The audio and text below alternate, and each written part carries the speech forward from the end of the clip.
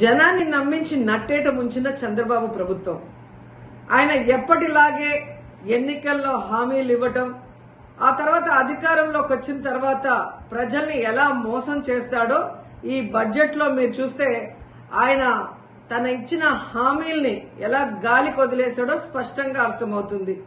ముఖ్యంగా మహిళలకి ఇంట్లో ఎంతమంది ఉంటే అంతమందికి 1500 ఇస్తాం, నీకు 1500 నీకు 1500 అని గొప్పగా ప్రచారం చేసుకున్నారు.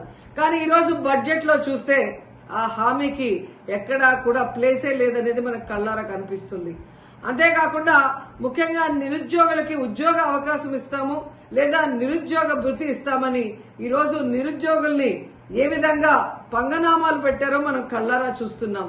అండ్ ఈరోజు మీరు చూస్తే ఉచిత బస్సు ప్రయాణాన్ని అందరికీ కూడా మహిళలకు ఇస్తామని చెప్పి ఆ ఊసే బడ్జెట్ లో లేకపోవడం అనేది దురదృష్టకరం. ఇక ముఖ్యంగా చదువుకున్న పిల్లలు వాళ్ళకి ఇచ్చే తల్లికి వందనం సో ప్రతి సంవత్సరం 12,400 కోట్లకు పైగా అవుతుంది. అంటే 2 సంవత్సరాలకి కలిపి 25,000 కోట్లు ఈరోజు బడ్జెట్ లో కేటాయించాల్సి ఉంటే కేవలం 9,400 కోట్లు మాత్రమే కేటాయించారు. ఎందుకు ఇది చెప్తున్నానంటే లాస్ట్ ఇయర్ కూడా ఇలాగే కేటాయించి ఏ విధంగా తల్లికి వందనం ఇవ్వకుండా మోసం చేశారో మళ్లీ ఇప్పుడు అదే కేటాయించిందే కొంచెమైనా అది మళ్లీ ఇవ్వకుండా మోసం చేయడానికి వీళ్ళు అంకెల గారడి ఎలా చేస్తున్నారో తల్లులు తెలుసుకోవాలని కూడా ఈ సందర్భంగా తెలియజేసుకుంటున్నాను. ఇక ముఖ్యంగా అన్నదాత సుఖీభవ, అన్నం పెట్టే అన్నదాతని ఎలా ఈ ప్రభుత్వం మోసం చేస్తుందో మనం వాళ్ళ అధికారంలోకి వచ్చిన రోజు నుంచి కళ్ళారా చూస్తున్నాం. ఈ రోజు వాళ్ళకి 10,400 కోట్లకు పైగా కేటాయించాల్సి ఉంటే కేవలం 6,300 కోట్లు మాత్రమే కేటాయించారు. 2 సంవత్సరాలకి కలిపి 21,000 కోట్లు ఇవ్వాలి అన్నదాతలకి. కానీ ఇప్పటి వరకు ఒక పైసా కూడా ఇవ్వకుండా వారి నడ్డి ఎలా విరిచారో మనం కళ్ళారా చూస్తున్నాం.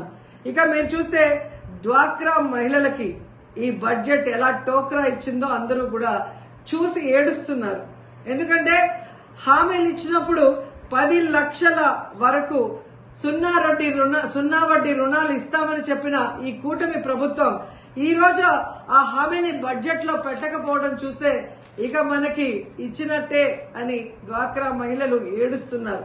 ఎందుకంటే ప్రతి కుటుంబంలో ఒక మహిళ డ్వాక్రా గ్రూప్ లో ఉంటుంది. తాను పొదుపు చేసుకున్న డబ్బుతో ఈ రోజు తన కుటుంబ అవసరాలను తీర్చుకునే వాళ్ళని ఎలా ఈ చంద్రబాబు నాయుడు మోసం చేశాడో ప్రతి ఒక్కరు కూడా గమనిస్తూ వచ్చారు. అండ్ ముఖ్యంగా ఈరోజు మీరు చూస్తే పయ్యావుల కేశవ్ గారు మన ఆర్థిక మంత్రి, ఒక రాష్ట్ర బడ్జెట్ అంటే రాష్ట్ర ప్రగతికి మూలం.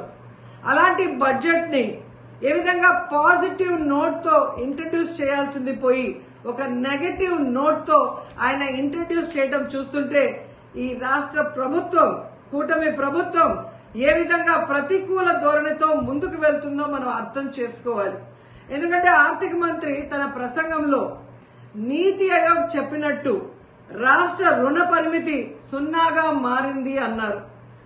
మరి అదే మంత్రి ముగుస్తున్న ఆర్థిక సంవత్సరానికి 1,00,000 కోట్లు అప్పులు చేశాము, ప్రస్తుత ప్రవేశపెట్టిన ఈ బడ్జెట్ అంచనాల మేరకు ఇంకా 75,000 పైచిలుకు కోట్ల రూపాయలని అప్పులు చేయబోతున్నామని ఎలా ధైర్యంగా చెప్పారో ఆయన ఈ రాష్ట్ర ప్రజలకు చెప్పాల్సిన అవసరం ఉందని కూడా ఈ సందర్భంగా తెలియజేసుకుంటున్నాను. ముఖ్యంగా మన రాష్ట్రంని ఈరోజు మీరు చూస్తే హిరోషిమా నాగసాకితో రాష్ట్రాన్ని పోలిస్తే ఎవరైనా పెట్టుబడులు ఈ రాష్ట్రానికి వస్తారా? ఈ రాష్ట్రాన్ని బాగు చేయాలనుకుంటున్నారా, సర్వనాశనం చేయాలనుకుంటున్నారా అనేది ఆయన చెప్పాల్సిన అవసరం ఉంది. ఎందుకంటే ఈరోజు పయ్యావుల కేశవ్ గారు చంద్రబాబు నాయుడు గారిని ఇంప్రెస్ చేయడానికి భజన చేయడానికే సమయం అంతా ప్రతి ఒక్కరు కూడా గమనిస్తూ వచ్చారు. అండ్ ముఖ్యంగా ఈరోజు మీరు చూస్తే పయ్యావుల కేశవ్ గారు మన ఆర్థిక మంత్రి, ఒక రాష్ట్ర బడ్జెట్ అంటే రాష్ట్ర ప్రగతికి మూలం. అలాంటి బడ్జెట్ ని ఏ విధంగా పాజిటివ్ నోట్ తో ఇంట్రడ్యూస్ చేయాల్సింది పోయి ఒక నెగటివ్ నోట్ తో ఆయన ఇంట్రడ్యూస్ చేయడం చూస్తుంటే ఈ రాష్ట్ర ప్రభుత్వం కూటమి ప్రభుత్వం ఏ విధంగా ప్రతికూల ధోరణితో ముందుకు వెళ్తుందో మనం అర్థం చేసుకోవాలి. ఎందుకంటే ఆర్థిక మంత్రి తన ప్రసంగంలో నీతి ఆయోగ్ చెప్పినట్టు రాష్ట్ర రుణ పరిమితి 0గా మారింది అన్నారు.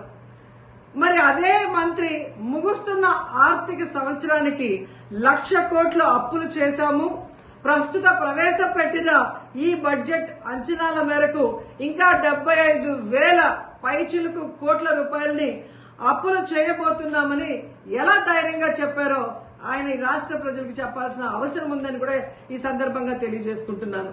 ముఖ్యంగా మన రాష్ట్రంని ఈరోజు మీరు చూస్తే హిరోషిమా నాగసాకితో రాష్ట్రాన్ని పోలిస్తే ఎవరైనా పెట్టుబడులు ఈ రాష్ట్రానికి వస్తారా? ఈ రాష్ట్రాన్ని బాగు చేయాలనుకుంటున్నారా, సర్వనాశనం చేయాలనుకుంటున్నారా అనేది ఆయన చెప్పాల్సిన అవసరం ఉంది.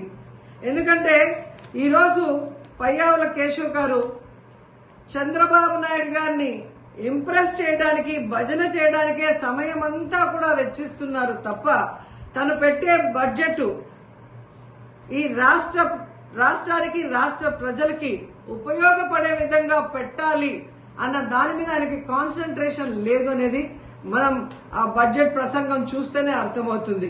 వాళ్ళ అధికారంలోకి వచ్చి 9 సంవత్సరాలు అవుతున్నా ఇంకా జగన్మోహన్ రెడ్డి గారి మీద దుమ్మెత్తి పోయటం, అబద్దాలు చెప్పడం తప్ప మేము అధికారంలోకి వచ్చాక ఏం చెప్పాం, ఏం చేస్తున్నాం, దానికి ఎంత బడ్జెట్ కేటాయించాము అని చెప్పకపోవడం సిగ్గు చేయటని కూడా ఈ సందర్భంగా తెలియజేసుకుంటున్నారు.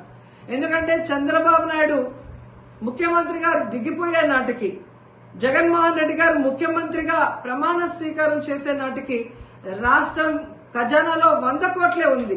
కానీ ఏ రోజు జగనన్న నెగటివ్ గా మాట్లాడలేదు. మేము చేయలేము, రాష్ట్రం అప్పుల్లో ఉందని చేతులెత్తేయలేదు. చక్కగా రాష్ట్రాన్ని పరిపాలించాడు, సంపదని సృష్టించాడు. తనిచ్చిన ప్రతి వాగ్దానాన్ని 99% ఏ విధంగా అమలు చేశారో ఈ రాష్ట్ర ప్రజలందరూ కూడా గమనించారు. కానీ మీరు, నేను కేంద్రంలో చక్రం తిప్పాను, నాకు ఇన్ని సంవత్సరాల అనుభవం ఉంది, విజన్ ఉంది, విస్తరాకుల కట్టుంది అని చెప్పిన మీరు రాష్ట్రంలో ఎన్ని అప్పులున్నాయి, రేపు అధికారంలోకి వస్తే ఏం చేయగలము, ఎంత చేయగలమని తెలీదా? తెలియకుండానే మీరు హామీలు ఇచ్చారా? అంటే ప్రజల్ని మోసం చేయడానికి ఎంత దూరమైనా వెళ్తారా? ఈ రాష్ట్రంలో జగన్మోహన్ రెడ్డి చేసిన అప్పులు చాలా తక్కువ. చేసిన ప్రతి దానికి కూడా ఈరోజు వైట్ పేపర్ లో క్లియర్ గా రాసి చూపిస్తున్నాం. అన్ని కూడా మీకు కళ్ళ ముందే కనిపిస్తుంది. కానీ మీరు చేసిన అప్పులకి లెక్క లేదు, పక్కా లేదు. ఇచ్చిన హామీల్ని గాలికి వదిలేస్తారు. అండ్ సిగ్గు లేకుండా ఈరోజు జగన్మోహన్ రెడ్డి గారు తెచ్చిన వాటిని మేం తెచ్చామని గొప్పగా చెప్పుకుంటున్నారు.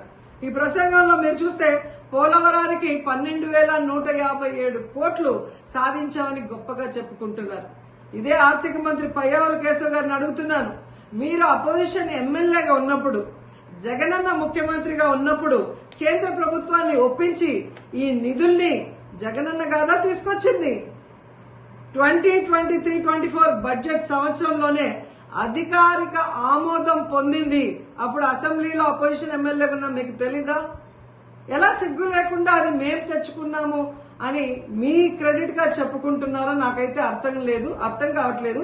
కనీసం దాన్ని సక్రమంగా ఉపయోగించి ఆ పోలవరాన్ని తొందరగా పూర్తి చేయండి అని కూడా మిమ్మల్ని కోరుకుంటున్నాను.